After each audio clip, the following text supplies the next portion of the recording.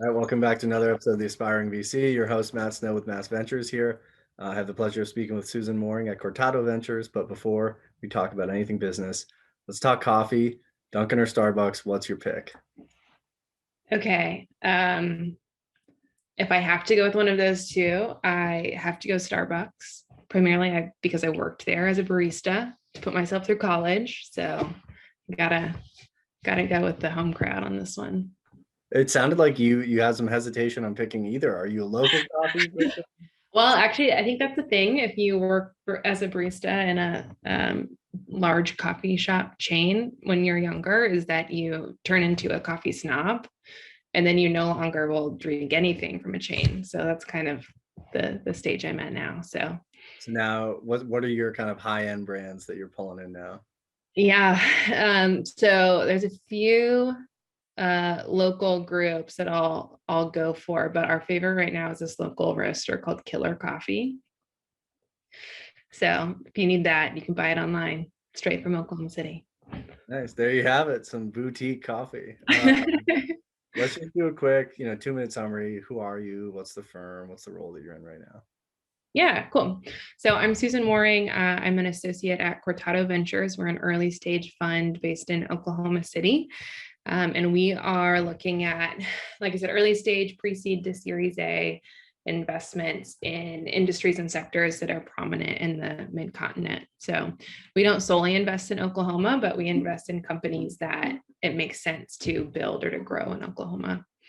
My role, I am the associate, but we're a really small team. So my role is part analyst sometimes and part, I don't know, VP or principal sometimes, and part head of operations sometimes. So it's really a little bit of everything, which has been so fun. We're a new fund that started in May of 2020, and I joined the team in October. So we're kind of a startup ourselves and figuring it all out and having a blast. That's awesome. And for people that are like unaware, can you explain some of the sectors that are really strong in Oklahoma City and maybe some of the sectors that, the partnership and the fund have gotten involved in historically? Yeah, so we look a lot, um, we look at a lot of deals in aerospace, in ag tech, in energy tech. We've also looked at quite a bit in the biotech and life sciences field, some fintech and insure tech, but really B2B companies that are solving solutions for enterprise. It doesn't matter if it's software or hardware or whatever else, but we invest in companies that are solving problems for businesses, and in businesses that we can connect them to because they have a large presence in the mid-continent. And I imagine a lot of these companies are dual use, start off selling to the federal government or begin with grant funding and kind of transition into the commercial side as well. Yeah, in the aerospace space, that's definitely something we've seen a lot of. It's some in ag tech as well. You'll see a lot of early stage companies that have USDA grants that are trying to get from that R&D to, closer to prototyping and commercial launch. So that's pretty common. And earlier we were talking about how you've spent time in kind of ecosystem building. You've been plugged into this community for quite a while. Do you want to talk about how your perspective on kind of the interaction of the public and the private realms, and economic development and venture, and how it all kind of ties in? Yeah, that's a great question. So before I started in venture, I worked at a university-based innovation consultancy that did a lot of work with very early stage startups. Some from a like consulting perspective in terms of like helping them find product market fit and do customer discovery and understand the feasibility or viability of their business in the long term. But we also did a lot of work just trying to connect them with the right resources and help make sure they were applying for the right accelerators at the right time, or identify grants, or whatever the thing was. So making the move from that into venture itself, I think, was easy for me because of the kind of robust connections of the network, and just having that Rolodex of here's the connections that you make for a company, depending on what stage they're at and what they need help with, and kind of being able to provide those wraparound services, even if it's outside of what we do. So man, the tighter communities are, and the more those different entities work together is huge, I think. And when you look back, like what is, I'm sure you've done like at this point hundreds or like thousands of, introductions and, sessions on advice and all that stuff. Like, is there a particular company that you remember like opening a certain door or offering a piece of advice that like stands in mind today as something you're like pretty proud of? Ooh, that's a good question. I remember having a meeting with a early stage startup, and over the course of the meeting and talking about potential secondary markets that they might adapt their technology to, we landed on one that we ended up spending a semester working with them on, and is now the core of their business and has allowed them to scale, and I think just recently raised their Series A. So that's just super cool. Yeah, that's amazing. The fact that it was kind of this ancillary thing and like took over the whole business model. Yeah, what's crazy is that I was there at the moment that it happened. And that just like, you don't get to say that very lot when you're not the entrepreneur themselves. But like, I remember the actual inception when someone in that room was like, what if you targeted this market or did this in this way? Have you talked to anyone to see if they would be interested? And it was just a light bulb moment. So that's a pretty cool thing to remember. That's awesome. And I guess we've already alluded to a bunch of this now, but like take us back to like, pre-college all the way through to now. Venture is a very hard industry to break into. There's not always a single path. So what are all the kind of like interests and decisions and experiences that kind of like led you to, where you are now? Yeah. My gut is to answer this question by saying that I was lucky, but the more I think about it, I think it was a bit strategic without knowing that I was being strategic. So I went to the University of Oklahoma, where I studied entrepreneurship and venture management.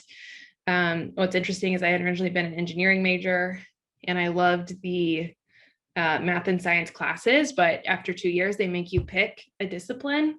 And I just remember feeling so like tied down, like you can't pigeonhole me now into what I'm going to do for the rest of my life. And I ended up making a shift to the business college and studying entrepreneurship because I just really felt like I could do anything with this, which has been somewhat true. So after college, well, I guess to continue that story a little bit, in college, I did all of the business plan competitions and stuff that entrepreneurship majors do. And then when I graduated, I started working at this university-based consultancy where I was working with a lot of entrepreneurs. So part of my job was being in the weeds in the data, helping companies, or often even times before they were companies, inventors figure out how they were going to launch or grow their business. And then the other part of my role there was being an ecosystem builder, essentially. So being an organizer for 1 Million Cups. And I became a facilitator for Techstars Startup Weekend. It wasn't Techstars at the time, though. It was still Up Global. And just being out and about and meeting entrepreneurs and, like we said, making those connections for them. And so, gosh, last year when Cortado started, which was kind of the first traditionally structured venture firm in Oklahoma City, I thought I would go for it. It seemed like a good use of my skills. I felt like I would bring a stronger network than probably anyone else in the city, just because I'd been doing it so long. And I think having that experience, the knowledge of the key players in the startup community, and being able to bring that network to the team was what landed me the job, basically. Yeah, and that's I guess perfect transition again. So I try to offer like practical advice for people listening that are trying to break in, whether they're in college or um, young professionals, couple years into their career. Like, what do you think are the things that helped you find this passion? I guess how did you know to leave engineering and move into entrepreneurship and venture, and like with the networking and the internships? How did you kind of get these roles that kind of led to getting Cortado? Yeah, I think part of it was my general nature as a creative and curious person is what led me to change majors to entrepreneurship. This idea of I can do anything, and I don't know exactly where I'm going to end up, but I have I'll have the skills and ability to kind of make my own path. That was one. But I also knew I needed to balance that out with, being able to graduate with some actual experience. So I did an internship while I was in college at the center that I started working for post-college. So I got 2 semesters worth of basically like in the weeds analysis with 2 different local startups. And so that was incredible experience to be able to talk about. Right after college, I did an internship with the National Lab, basically a very early stage commercialization. There's this thing that they have is their commercial feasibility. So 3 different experiences that kind of built on my entrepreneurship degree, but in very practical skills development and industries that were impressive to be able to talk about. So that was all, I think, really huge. And I have to ask, I mean, national lab, that's got to be a super rare and competitive thing. Like how did that come about, and what did you do when you were there? And yeah, like give us some more info. Yeah, so it's actually a kind of a rare structure. And part of it was the ecosystem building and entrepreneurship community building that we did in Oklahoma, but we had actually made a connection with a tech incubator in the East Bay. And that incubator helps a lot of entrepreneurs that were trying to commercialize technologies from Sandia National Lab and Lawrence Livermore National Labs. So we lived in the East Bay in an extended stay hotel for a summer. And we got paired with the technology that was still in the labs, but they were considering either spinning out or trying to get a license for it. So we were some of the only, I guess, business interns at the lab that summer. Most of the other interns there were on the technical side. So it was a little unusual for them too, I think, to have us there, but it was a ton of fun. We got to tour some of the coolest, like highest tech spaces. And then we were also in the East Bay. So it was a quick hour into San Francisco and got to do lots of other fun meetings and trips while we were there. That's awesome. It's definitely a unique experience, and it's like it makes sense. You right, you had the engineering background, and then you wanted to be more of an entrepreneur or be on the creative side, and so it kind of blends all of that, Yep. perfectly. Yeah, Uh, and I was on a small team for that internship.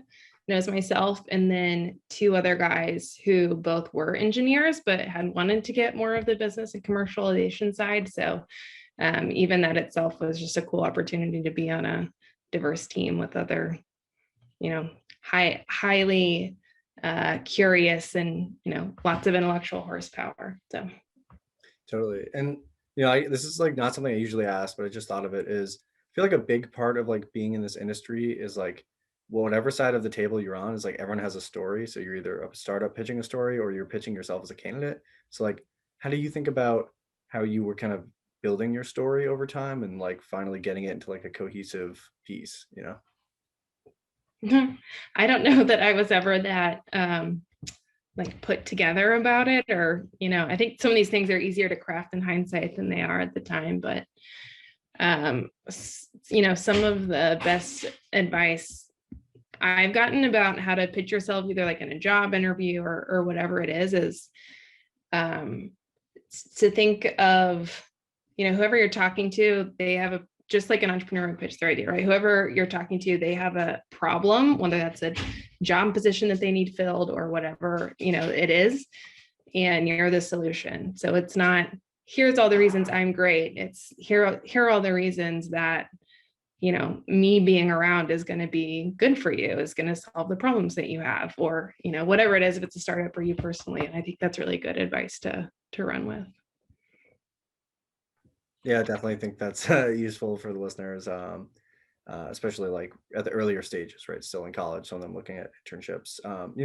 Switching a little bit of gears, let's talk about like a new growing startup ecosystem. It sounds like you've been basically on the ground, like while the whole Oklahoma City ecosystem is kind of building up.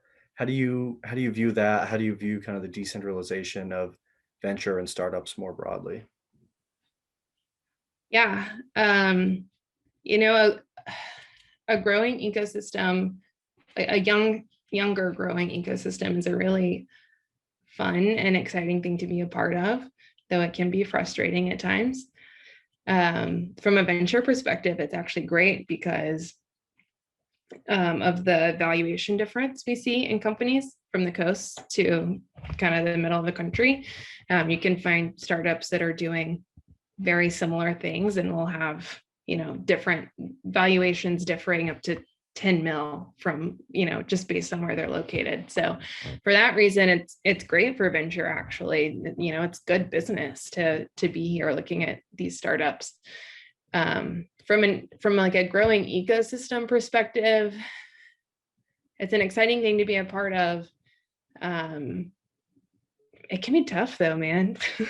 Especially when you're in a place where there's enough traction to be exciting, but it hasn't become pervasive.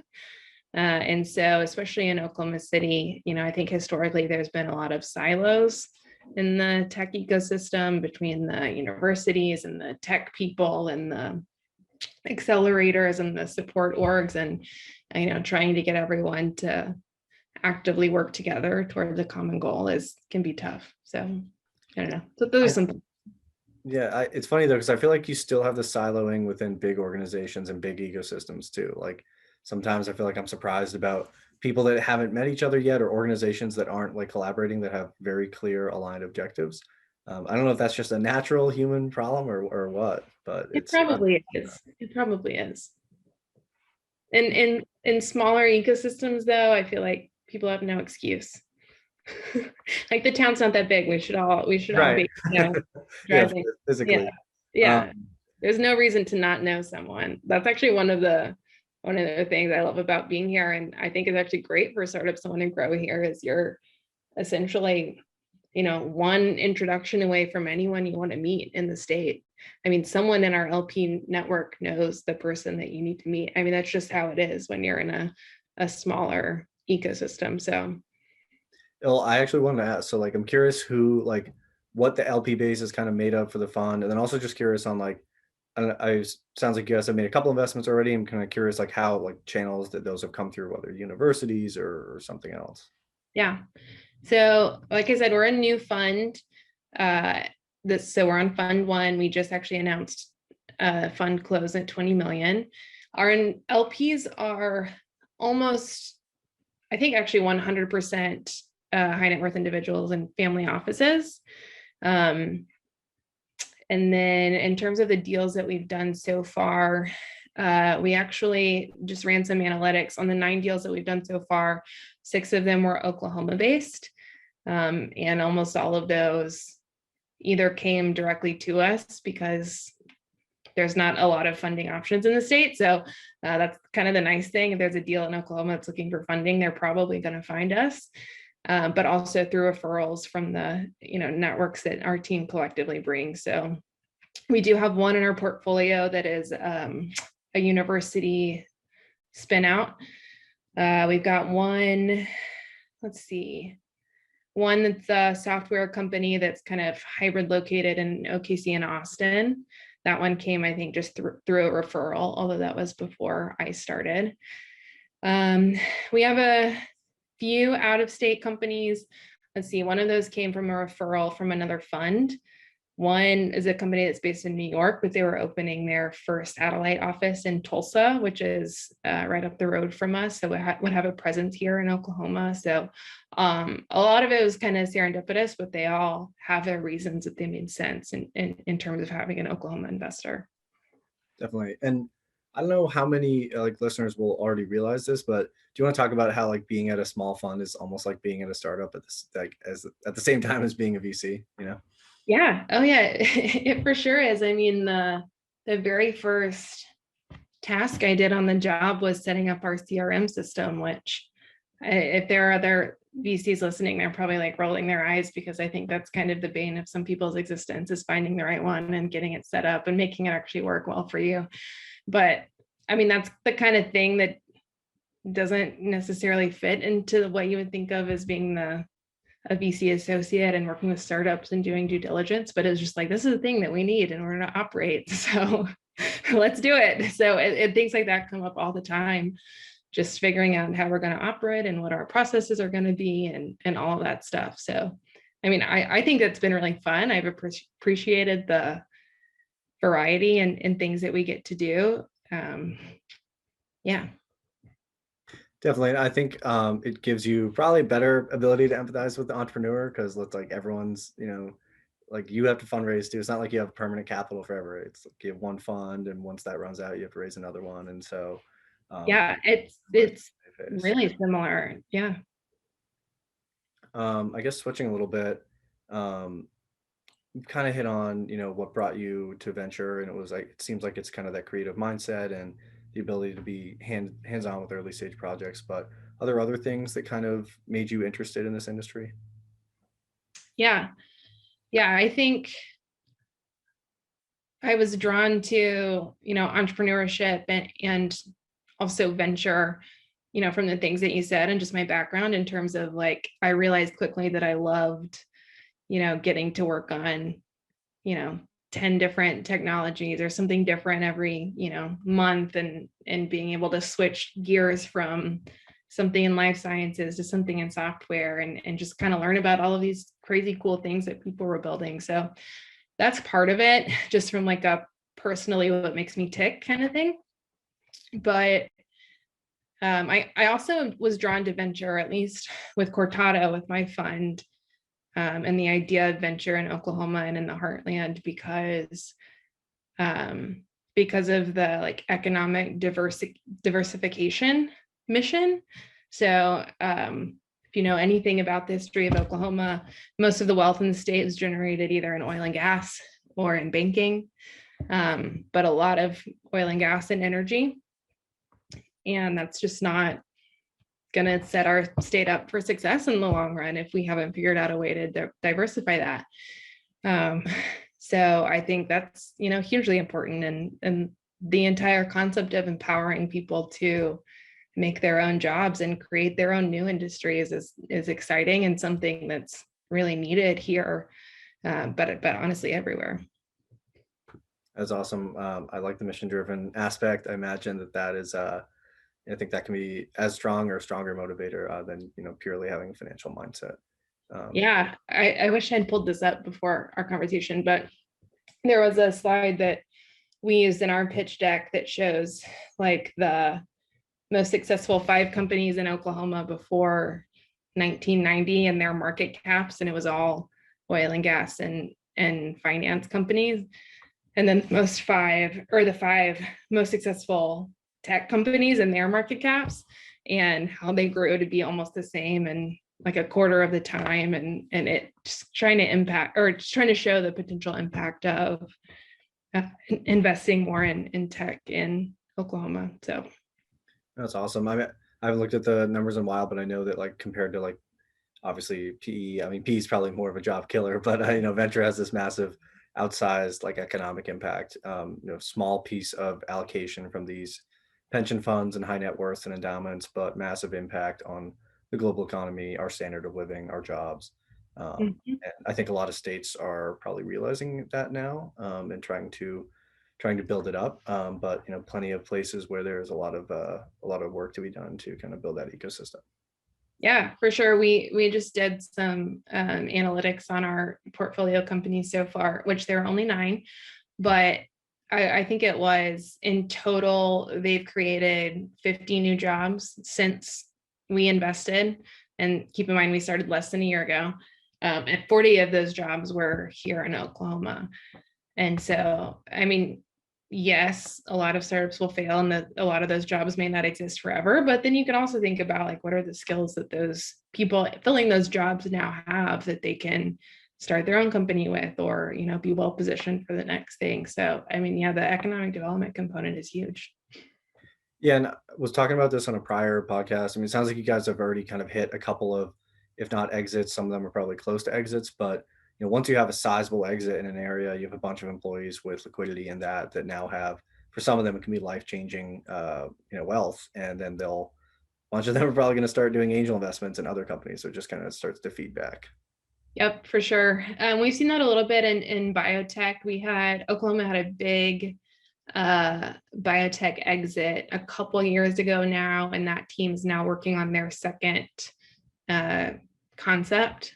So that's really exciting. We haven't seen as much of that on the tech side, but I think that we're really on the cusp of that in terms of, these people did it once and were successful, and either now they're doing it again, or all the people that worked for them are trying it themselves now. And I think I'm excited to see the potential that has for us for kind of exponential growth of the ecosystem, which we've been kind of chugging along for a while now. Well, and for the fund, you can have probably sustainable long-term deal flow of all these people that started at one of the startups that was backed by you. They're probably all going to come back. So, Hopefully, hopefully. establish yourself as like the number one group to come to. But if you're ready, we can go into some of these rapid fire questions. Oh yeah. Okay. Yes, let's do it. So, all right, first one, who's been one of your most important mentors? And the thing I like to add is if you remember something that they did or something they said that still stands in mind today. Okay. So I'll talk about my former boss. So I worked with him for 6 or 7 years. And in that time, so I don't have an MBA. I haven't worked in industry aside from kind of entrepreneurship and then VC. But from my time with him, I felt like he taught me everything he learned from his MBA and everything he learned from his 4 or 5 years in management consulting. And so to be able to kind of soak that all in was really awesome. And then, gosh, I mean, I think for a lot of people, their first boss just feel really like a big mentor, because then those are the people that essentially teach us how to operate in a workplace, which unless you're right out of college, like, I don't know that maybe that doesn't relate to you yet, but in terms of like, don't, make sure that you say something in the first 5 minutes of every meeting, right? So, don't be a fly on the wall. How do you add value?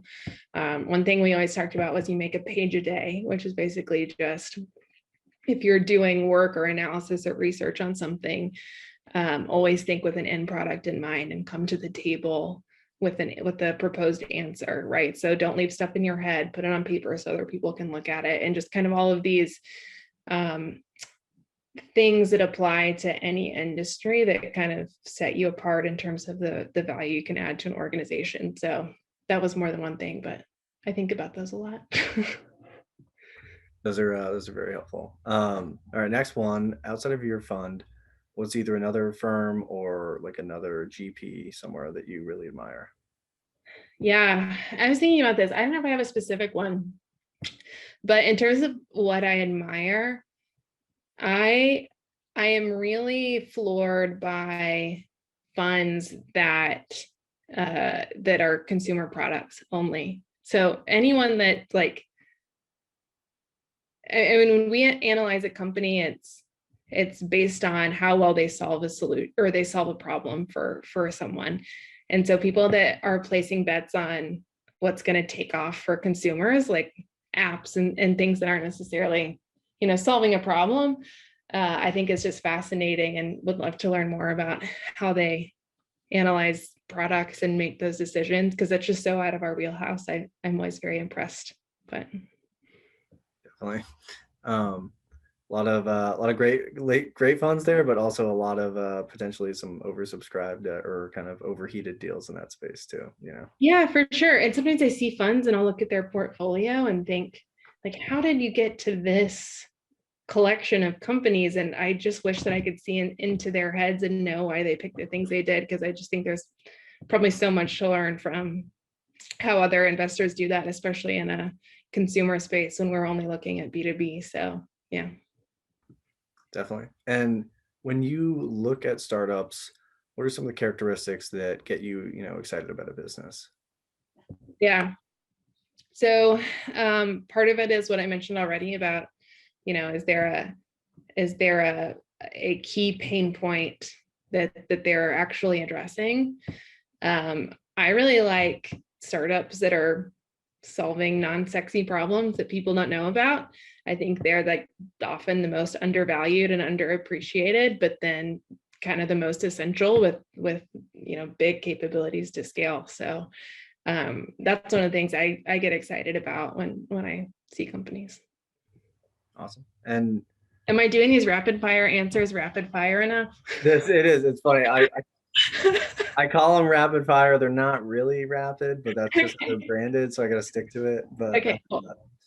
what this one's like a very, very easy one. But what are some of your favorite podcasts, books, and blogs, both like venture and then just like life and general tech and stuff?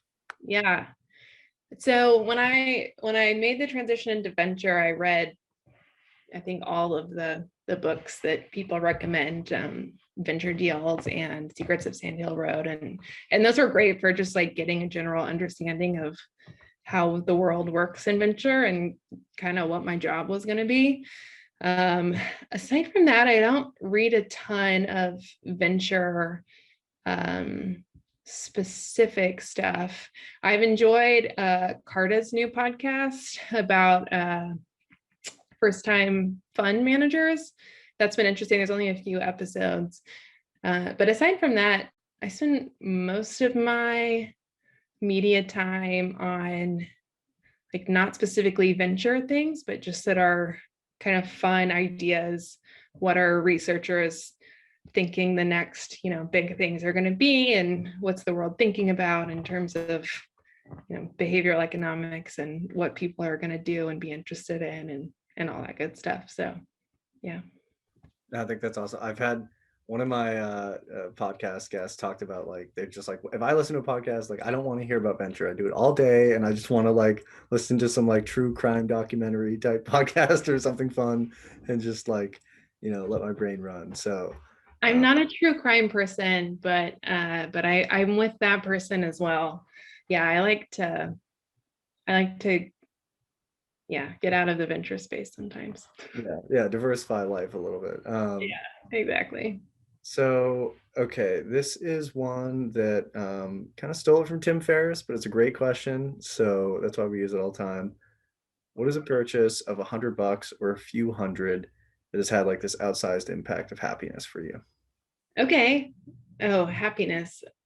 I'll go with that.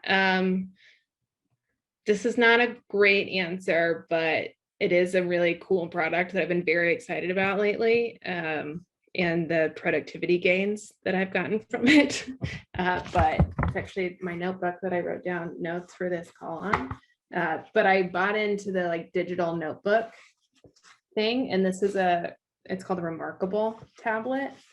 And at least for my job and venture, it's come in very handy. The way you can organize notebooks all on one device. And now I don't have pieces of paper flying around everywhere. So you're doing like your call notes during the day are going in this, and then you're like pushing them into your system or whatever. That's exactly what I'm doing. And so, like, just for reference, I mean, at any given time, we have 20 to 30 companies in some phase of our pipeline. And so, in a typical like paper notebook, you just like go to the next page for your next meeting, but then you're like, when was the last time I met with so-and-so? And you're flipping back and, whatever. But this, I can have as many notebooks as I want for as many projects or topics I'm working on. So every startup that I'm interacting with right now has their own notebook that's organized here, basically has the same file structure that you would have on a computer, but they're all notebooks. So I open that company's notebook and I make a new page and whatever notes from that day's meeting. And then when that company either gets out of our pipeline, either because they get funded or not, then it gets saved to the big file in our SharePoint and I'm done with it. So it's just like this super well organized. Yeah, it's great. No, it's super cool. So do you find it like having the feeling of writing is like you have to have like the hand on the pen feeling of writing to have Yes. the stick? Yes. And people that don't have that, like there would be no need for this because if you just use your computer, that's great. But I've always been like a need to write things down for my own like likelihood of remembering it and also just like for engagement purposes. So I've always been, yes, a pen to paper person. So this was a game changer for me.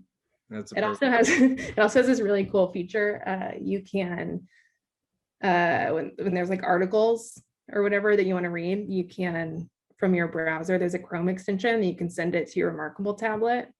So I also have a whole folder of just like articles to read, and then I can use it like a Kindle later. So I just, as like a fun thing makes work more fun. I'm into it. Yeah, no, these life hacks. It's a perfect taking the like the digital approach to being a writer. So I like it. Yeah, exactly. Yeah. So But all right, let's definitely make sure you promote yourself. So where can people find you online, contact info, whatever you want to give out?